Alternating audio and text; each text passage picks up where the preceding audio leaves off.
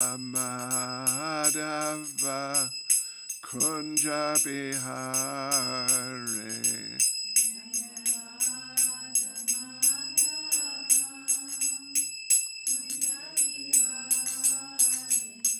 Jaya Prabhupada Jai Prabhupada Jai Prabhupada Jaya Prabhupada Prabhupada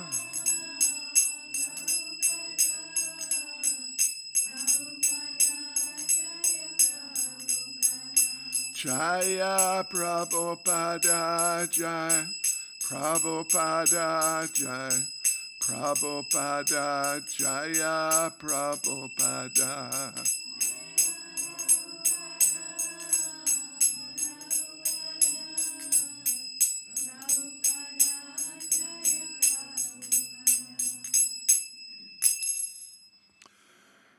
Jaya Vishnupad Paramahansa Parivrajacharya Status Sismad His Divine Grace A.C. Bhaktivedanta Swami Srila Prabhupada Ki ISKCON's founder Acharya Srila Prabhupada Ki Grantaraj Srimad Bhagavatam Ki Shri Shri Radha Radhanath Ki Shri Giri Govardhan Ki Shri Chaitanya Mahaprabhu Ki Gaur Premanande.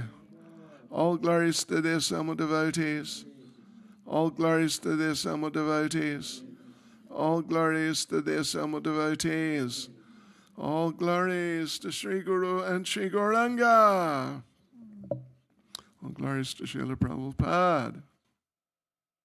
Oops.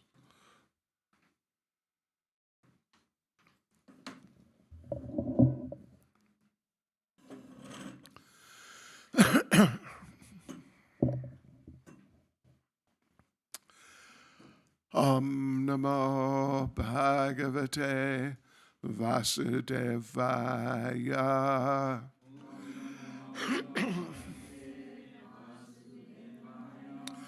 Om Namo Bhagavate Vasudevaya.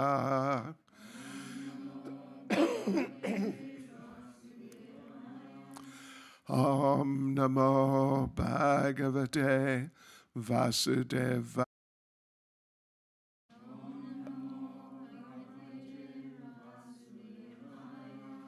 So, devotees, today we are reading from Srimad Bhagavatam, Canto 3, Chapter 30, Description of Adverse Fruitive Activities. And we are reading verse 14, which is actually continuing the theme of the last few verses, which is pretty, anyway, very vivid, very vividly describing the situation in material life.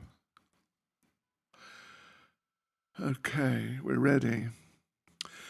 Tatrapi Ajata Nirvedo Briyamana Swayam Bhritai Jarayopata Vairupyo Maranabhimukho Grihe Tatrapya Jata Nirvedo Briyamana Swayam Bhritai Jarayopata Vairupyo Maranabhimukho Grihe Tatrapya Jata Nirvedo Priyamana Swayambritai Chirayopata Vairupyo Marana Bimukho Grihe Tatrapyajata Nirvedo Briyamana Swayambritai Chirayopata Vairupyo Marana Bimukho Grihe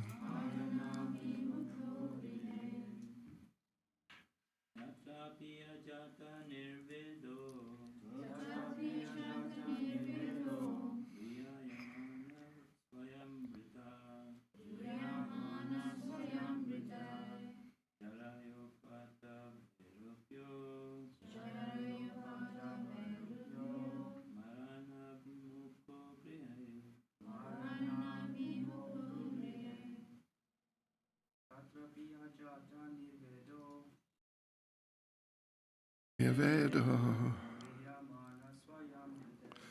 Briyamana Swayambritai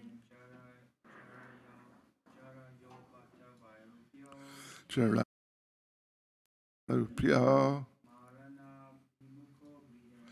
Marana Bimukho Grihe Tatrapyajata Nirvedo Priyamana Swayam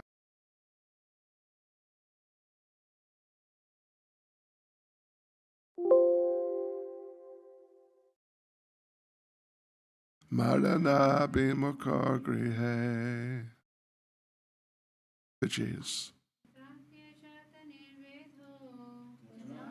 Tata Nirvedo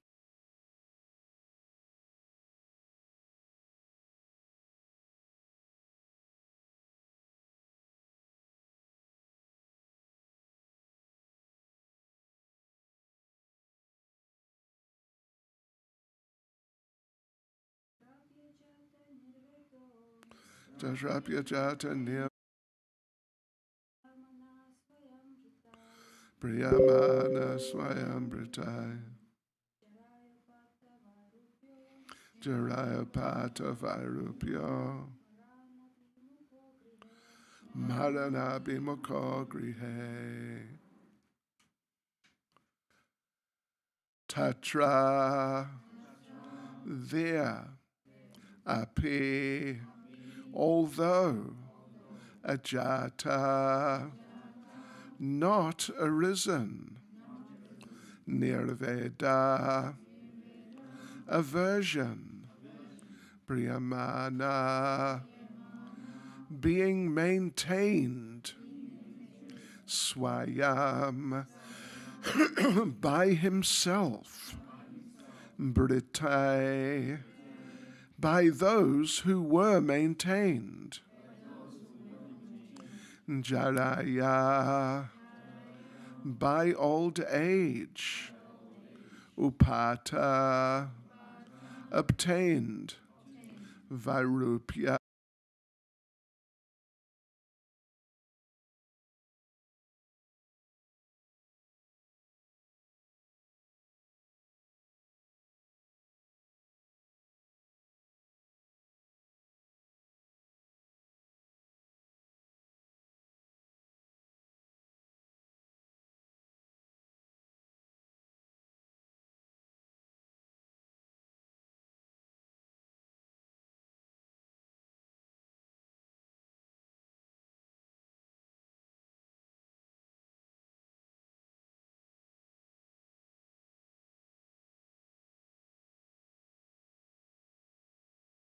meet ultimate death. Purport Purport by Srila Prabhupada. Family attraction is so strong Перевод that even стиха. if one is Но глупый отец neglected by семейства не family утрачивает вкуса к members in семейной his жизни, old несмотря на то, age, что теперь он he находится на cannot give up иждивении family тех, кого affection, некогда and содержал. he remains at home just like a Обезображенный старостью, он dog. готовится ко встрече In the со Vedic смертью. way of Комментарий life, Шрилы one Прабхупады. has to give up Привязанность к family семье life настолько when сильна, he что is даже когда strong родственники enough. перестают обращать внимание It на is advised состарившегося that отца before getting семейства, too он weak продолжает and being любить их и остается baffled in дома, обрекая material себя на activities, существование and before becoming дворового пса. diseased, В one should ведические give up времена family мужчина life уходил and из дома, engage oneself когда у него completely in the оставалось service of достаточно the сил, Lord чтобы for the самому позаботиться remaining о days себе. of his life. Мужчине рекомендуется It уйти is из дома и enjoined, посвятить therefore, in the остаток Vedic своих дней служению scriptures Господу that до as того, soon как он as one совсем passes 50 ослабеет, years станет of больным и age, he дряхлым. Поэтому в Ведах must give up сказано, family что по life достижении and 50 live лет мужчина должен alone уйти из in the дома и поселиться forest. в лесу. А After когда он preparing почувствует himself себя fully, he should become готовым, a то должен sannyasi принять to distribute саньясу the knowledge of и, spiritual стучась в life каждую to дверь, each and нести every людям home. знания о духовной жизни. Tatrapya jata nirvedo briyamana swayambritai chirayopata vairupyo marana bimoko grihe. The foolish family man does not become averse to family life, although he is maintained by those whom he once maintained. Deformed by the influence of old age, he prepares himself to meet ultimate death. Nama Om Vishnu Pada. Глупый отец семейства не утрачивает вкуса к семейной жизни, несмотря на то, что теперь он находится на иждивении тех, кого некогда содержал. Обезображенный старостью, он готовится ко встрече со смертью.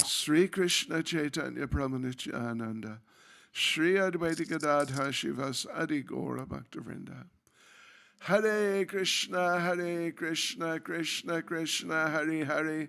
Hare Rama, Rama Rama, Hare Hare. Vanchkalpatarubhyascha kripa sindhubhyevacha paritanam pavanebhyo vaishnavebhyo namo namah. So devotees, this is continuing a theme, you could say. Стих является продолжением в серии стихов, посвященных описанию очень важной темы Шримад Бхагаватама, о которой непосредственно говорится и в этой главе, и в данном стихе в частности. Вы, конечно же, уже слышали о стихах, которые повествуют об этой теме, и также читали стихи в этой очередности, которые повествуют о семейной жизни, о материальной жизни, о материальном существовании в целом.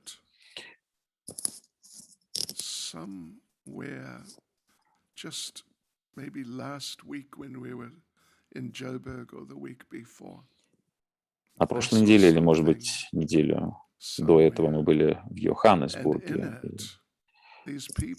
Я обратил внимание на такой момент, когда люди обсуждали то, насколько замечательна семейная жизнь. Семейная жизнь — это именно то место, где нужно находиться. Это самое лучшее положение в жизни. И если ты не занимаешь положение именно семьянина, то ты нигде не находишься, ты потерян, да? Но ведь, смотрите, мы с вами тоже являемся семьей. Разве нет? Ну разве нет? Мы тоже семья. Конечно, в каждой семье есть свои взлеты и падения, есть определенные испытания, но мы семья, которая живет возле лотосных стоп Шри Рады Радханатхи, Гирираджа Махараджа, Шри Чайтаньи Махапрабху и Шрилы Прабхупады. Это очень важно понимать, но это совсем другой вектор. Тот вектор, который задается в сегодняшнем стихе, немножко другой, мягко говоря, немножко. В некоторых местах я видел, как люди и преданные в том числе, ведут себя определенным образом. В определенный момент в своей жизни отец семейства становится бесполезным для других членов его семьи.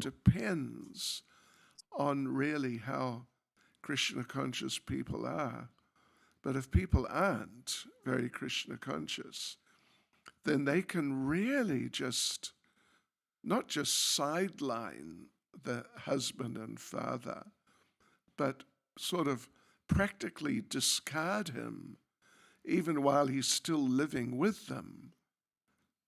And he's just sort of, he becomes a liability because he's too old to really do much, or maybe even ultimately to do anything, and he just needs to be looked after. Of course, where there's more piety, where there's more Krishna consciousness and more advancement in Krishna consciousness, then it's not like that. Old people are really valued and encouraged to contribute in the sense of giving advice and like that on the basis of experience and knowledge. But in this case here, it's not really like that. This is describing material family life, and which is so much at least revolving around how useful you are. And, you may be aware, but from time to time, there is discussion just, amongst the people on the subject of euthanasia. And one sort of reasoning that is definitely given sometimes for euthanasia for the elderly, is they're just too old, they're not contributing, they're a liability. And, they may even be in pain, and just the unpleasantness of really old age. So, it would be merciful just to euthanize them. What do you think? If you're 76 and a half years old. This is inhuman, this is subhuman. Inhuman or subhuman, actually, to think like that. It's really material life gone wild. But still, these things are there.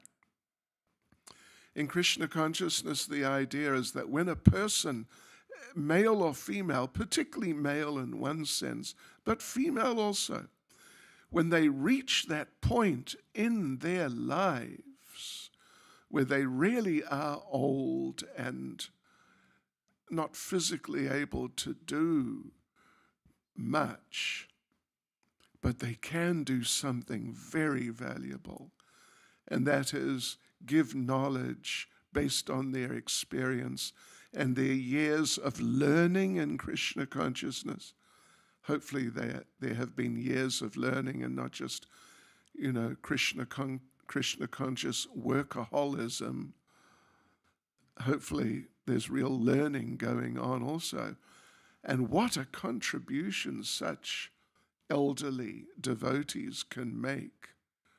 What a contribution, so vital, so extremely valuable. But otherwise, if they can't do that, if they can't do that, then anyway, that is, they talk about the opulence of old age. Sometimes we think of old age as not being an opulence, but it's a great liability, and it's a great negative situation. But really the opulence of old age is that knowledge, that experience, those realizations, those understandings, having already done, basically, certainly in principle, maybe just literally, having already done all the things the young ones are doing now, and therefore knowing how to do them better, how to do them properly. When Prabhupada was on the ship, the Jaladuta, on his way to New York, it's there, as I recall, in the Lilamrita, they entered the Mediterranean through, I suppose, the Suez Canal. And now they're in this, fairly big ocean, and you couldn't see. If you looked around 360 degrees, there's no land. It's just water. So there they were, traveling along, and the captain came up to Srila Prabhupada and said, in some, I forget, half an hour, some particular time, over there, in some specific direction, we will see land. And Srila Prabhupada says there that he couldn't understand. How can you know that? It's just the ocean. But then sure enough, in whatever it was, let's just say half an hour, over there, suddenly, there's land. And the question is there. Prabhupada raised the question, how did you know that? And the reason is because he's already passed that way. Actually, he's passed that way many times, so he knows. So when you're older in Krishna consciousness, and if you've really learned and studied in Krishna consciousness how to be Krishna conscious and how not to be and all these things, then you're able to give advice to the younger devotees, which will be actually invaluable. It's sort of like the principle of you don't need to reinvent the wheel. If you've already had the experience, pass it on to others so that they don't have to go through all the trial and error of coming to that point which you've come to. But they can use that and for their personal progress and the progress of the Krishna consciousness movement. Otherwise, within the family unit, the man who's traditionally at least the provider, like that, when he becomes unable to provide, then it's not a very nice situation. One of our godbrothers is a devotee named Kalakanta Prabhu from America. He's a guru in ISKCON, and he's a really nice devotee. He was telling us an experience he had with his daughter. She was teenage at the time, and he was, I suppose, in his 40s or something like that. And he was doing regularly university preaching. He'd go to universities and it would be scheduled. He would give presentations and sort of a BYS type of situation. So, and his daughter would come along sometimes. So they arrived one day at the university and got out, and he started unpacking things from the car. And the daughter sort of just wandered off a little, and he called her back. Do you think you could take something? Well, I don't know. I'm just looking at something and I'm doing something. And there was too much for one person to carry. So he said to her, what do you think I'm useful for? Do you think I'm only useful to be like a beast of burden? And she said, no, you're also useful for getting money from. He told the story. I remember vividly. It was sort of, I don't know, sarcastic, but very honest in a sense. So men, like traditionally in many cultures, traditionally are considered to be the heads of the family, legally even. It was in South Africa, I don't know if it still is, but they were legally the head of the family.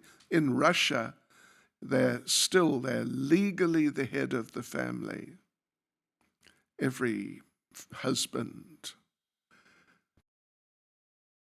carry out those responsibilities because of any reason, really, but in this case, because of old age, then,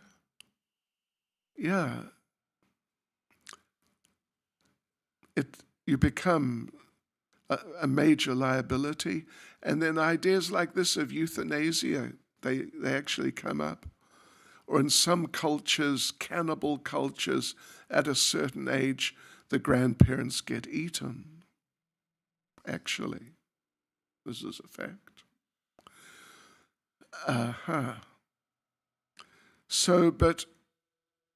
And of course in material life, it's also there to some degree. The grandparents, they are sources of some wisdom to some degree for the young ones. But it's not like they're really, it's solid, and they have this role which is taken very seriously. So this is what's being talked about here, that a foolish family man, for the woman it's somewhat different, maybe not always, but their connection with the children often is stronger than the man's. But particularly, as stated here, the foolish family man, he doesn't become averse to the family situation, although he's maintained by those who he used to maintain, and deformed by the influence of old age. Yeah. Anyway, I'm looking around. We don't have so many young people here, do we? We got a few. What's your age now? 25. That's not so young.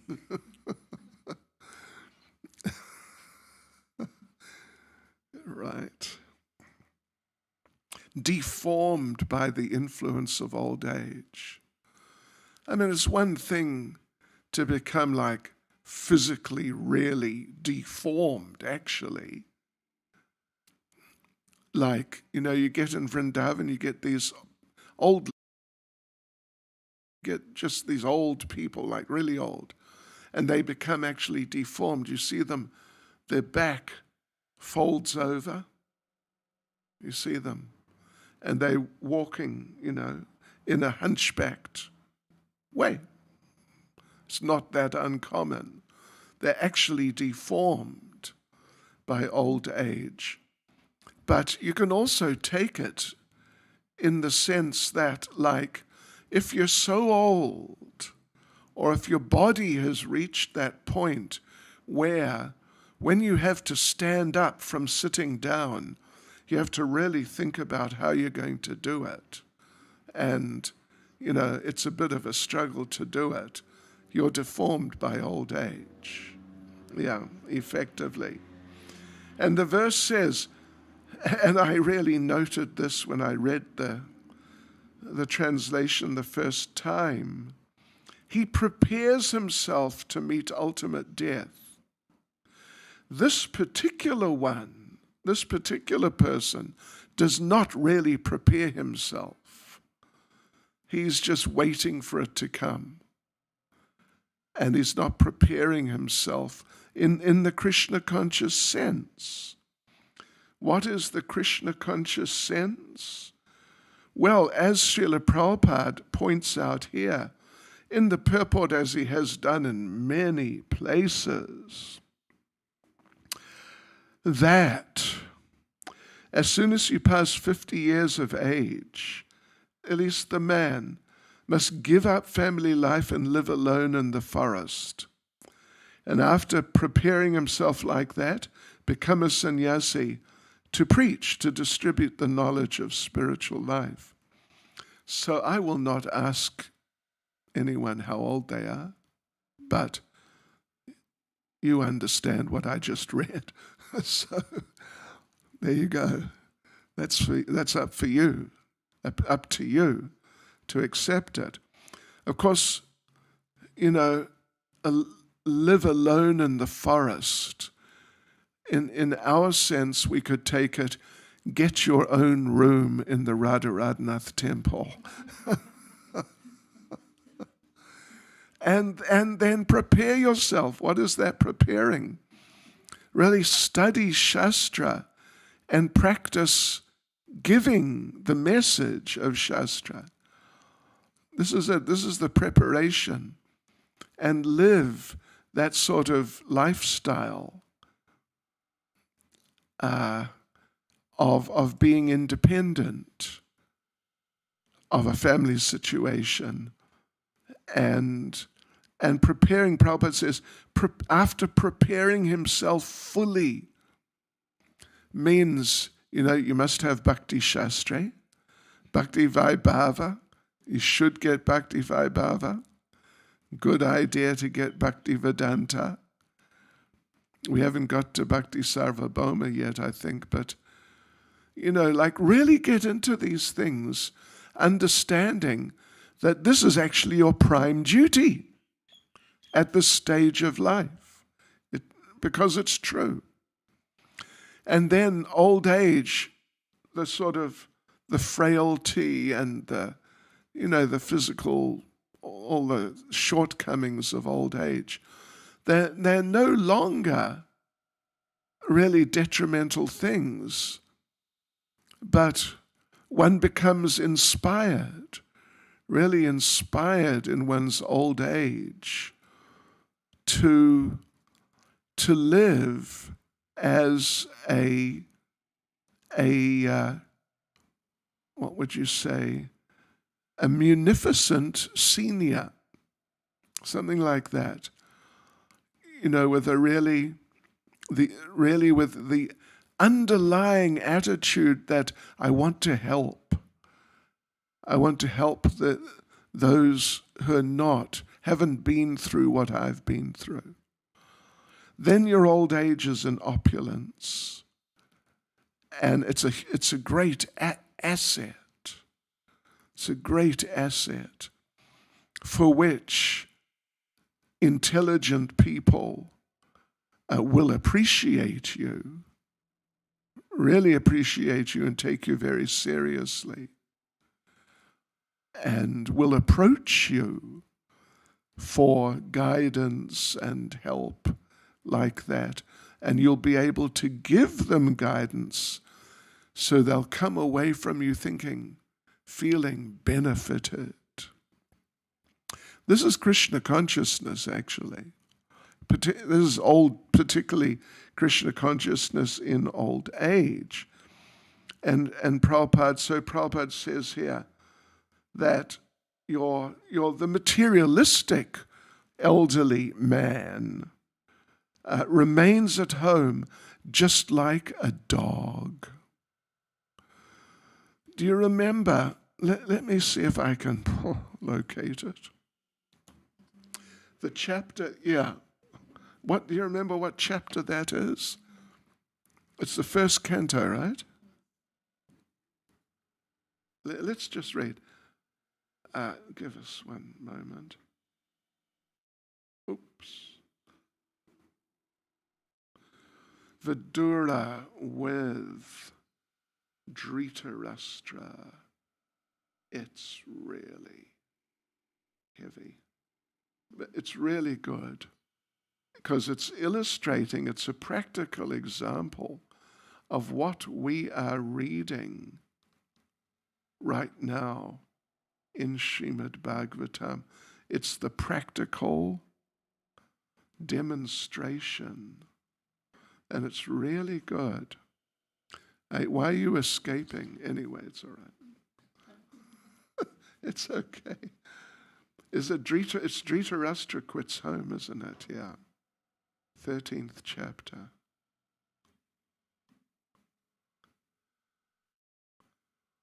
Okay. So here we go, devotees. So here's Vidura. He's visiting the Pandavas after the Battle of Kurukshetra. And he finds Dhritarashtra there, who, his position, Dhritarashtra's position is so bad that the very people he was almost tirelessly trying to kill and abuse, just like it was his life's mission. He's now living dependent on them. Sure, talk about embarrassing. So Vidura says he addresses Dhritarashtra saying, "My dear king, please get out of here immediately. Do not delay. Just see how fear has overtaken you."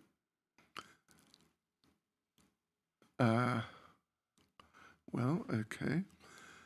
Your father, brother, well-wishers, and sons are all dead and passed away.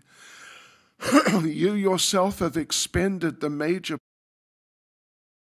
body is now overtaken by invalidity, and you are living in the home of another.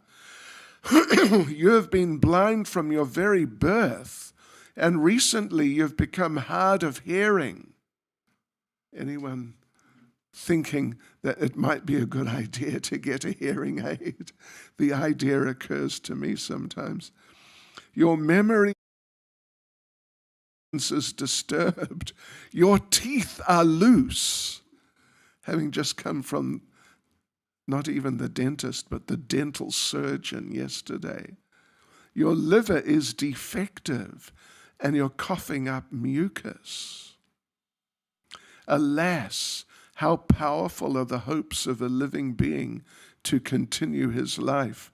Verily, you are living just like a household dog and are eating remnants of food given by Bhima.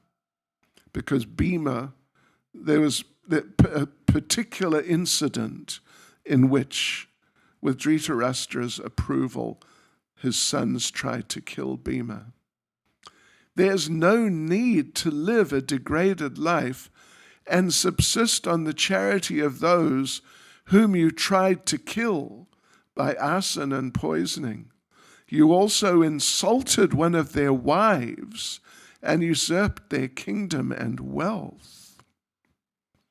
Despite your unwillingness to die and your desire to live, and your desire to live even at the cost of honor and prestige, your miserly body will certainly dwindle and deteriorate like an old garment. He is called undisturbed who goes to an unknown remote place, like the ashram in the Radharanath temple, and freed from all obligations, quits his material body when it has become useless. So you get the idea. So, the other day was the disappearance day of Jayananda Prabhu. It was the Monday, last week, Monday. And there was, I don't know if you saw it, the SPT, what does it stand for? Strategic Planning Team, on their webpage. They had this really nice half-hour video with no commentary. It was just video of Jayananda. And it showed him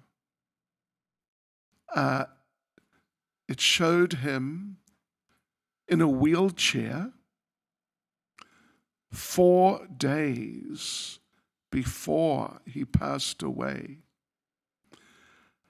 And at the temple there in Los Angeles, in America, it showed him there with a group, there are a few photos, a group of devotees around him, and he was preaching to them 4 days before he passed away from leukemia. So I'm just saying, my point is that we should understand that old age, of course, there's unpleasant deterioration of the body, particularly, usually, which is really uncomfortable. But if we have used our life to this point in the way that Srila Prabhupada wanted us to use it, means first and foremost with cultivating our Krishna consciousness, chanting our 16 rounds as nicely as possible, studying the books as nicely as possible, and practicing to present these things. Because like presenting Krishna consciousness, of course it does depend on our Krishna consciousness, but there's also the point that practice makes perfect. And even if it doesn't make perfect, but practice really helps a lot to become proficient in anything. So if we take the trouble to practice presenting Krishna consciousness, then after some time, it just sort of flows more naturally. You don't have to really think, oh my God, what am I going to say? It just kind of comes because, you're just used to it, just in that sense. So then we can, our days, years as elders, as elderly people, are not just like what's described here, just an unfortunate sort of filling in time until the inevitable moment comes. But it's the time for making the greatest contribution. Most valuable contribution, which in one sense only the elderly can really do, at least in that way. Otherwise, any of you gentlemen who have passed 50 years of age, well, you're already living in the forest of the ashram. So prepare yourselves for becoming a sannyasi. Means just to distribute knowledge of Krishna consciousness. And while we can't go out and distribute knowledge, at least we can distribute knowledge to each other. Yeah. At breakfast time, instead of how are you doing and all that sort of small talk, but it can be, you know what I just read in Srimad Bhagavatam? And you can enter into a Krishna conscious exchange over prasadam. It's really nice. Hare Krishna. Any comment or question? Raghunath Bhatta Prabhu. Yes? Please go ahead.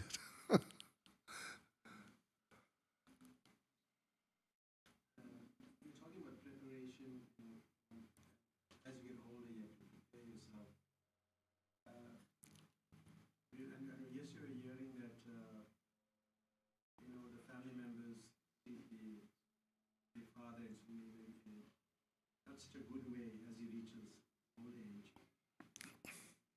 But how do we really prepare ourselves for that? Because also sometimes when they are treated badly, the elder of the family, then he leaves his home.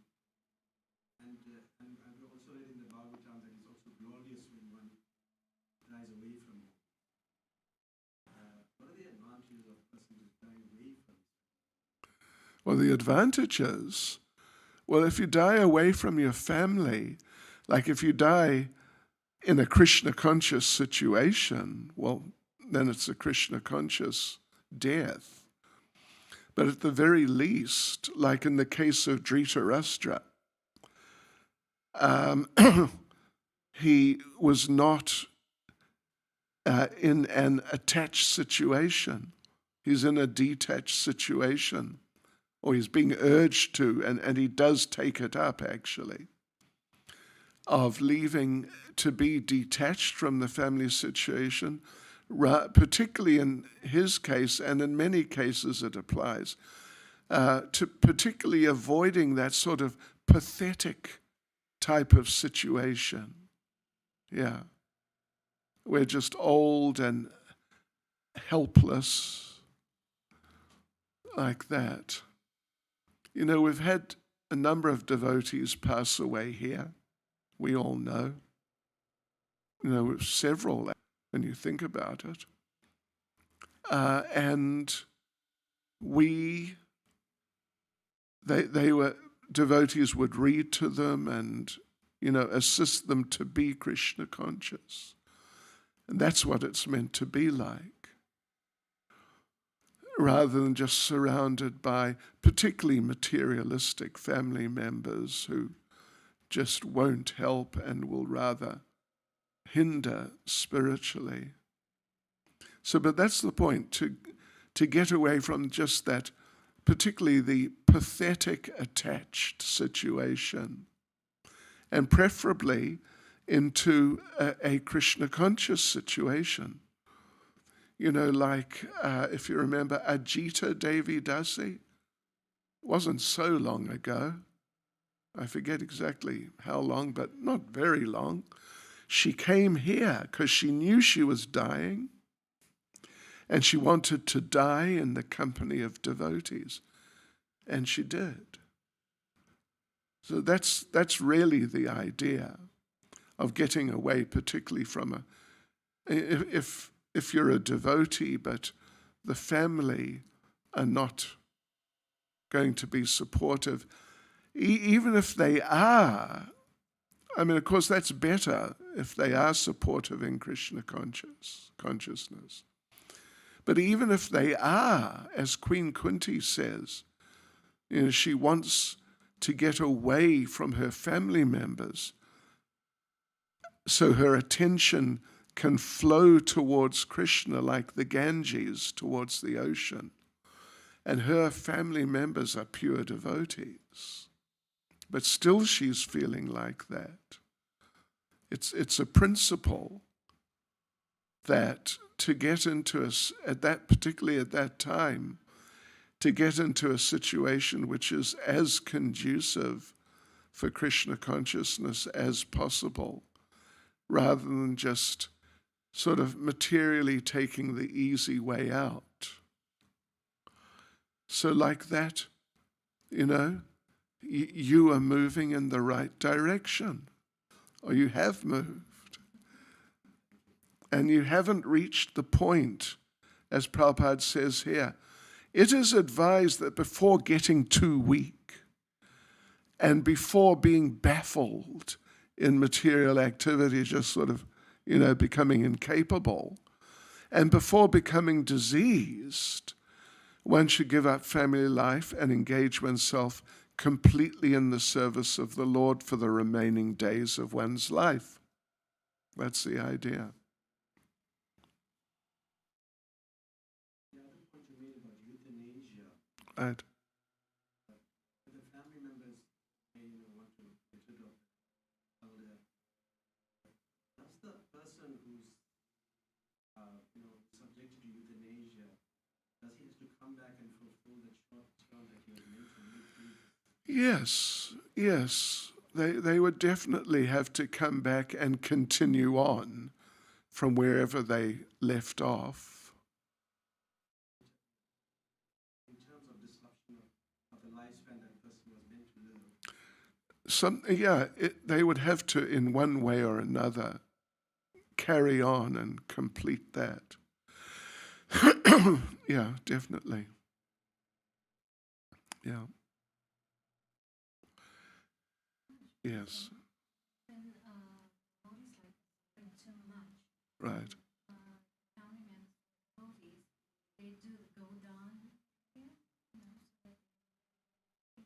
Go down, you mean here? Or is it something you're talking about, a Hindu ceremony? Is it? Oh, is that the idea? I just learned something about South African Hinduism. I think that's an idea which is current in South African Hinduism. I've never heard of it.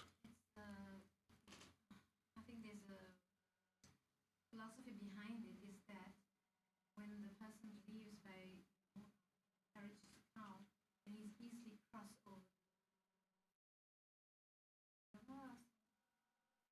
I see. Yeah, and by holding onto the tail of the cow. I see. Oh,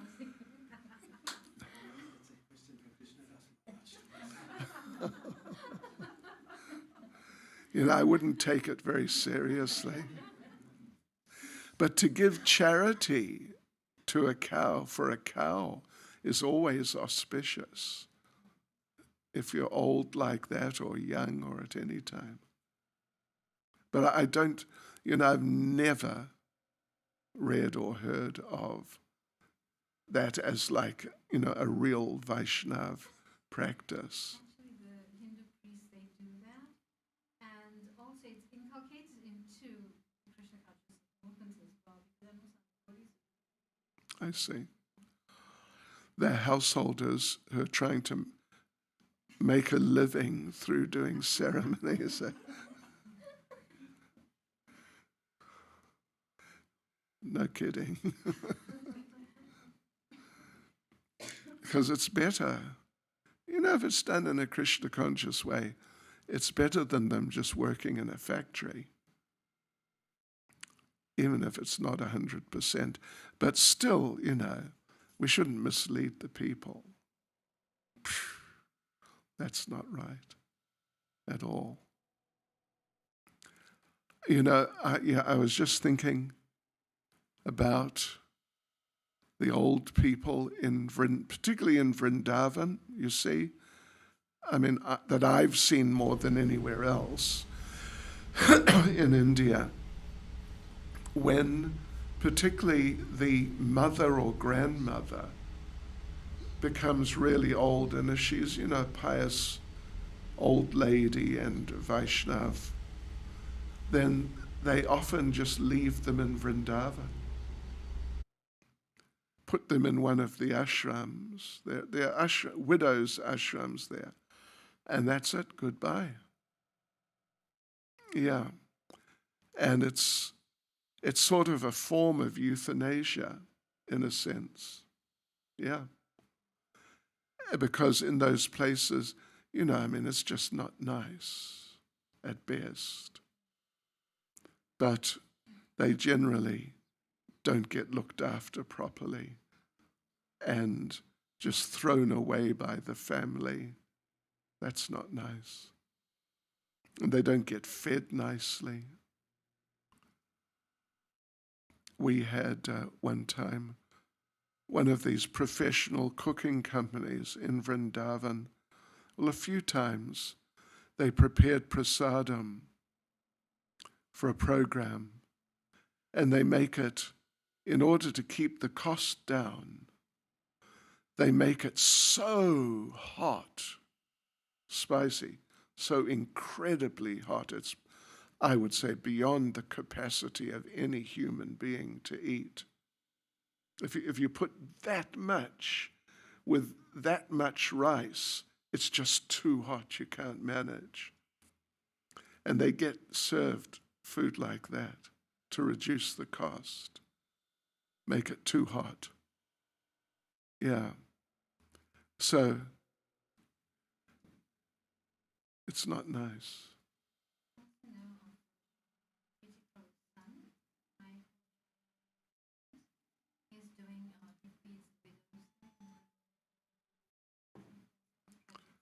Well, that's nice. That's very nice. Yeah. Hare Krishna. Srila Prabhupada Ki Jai.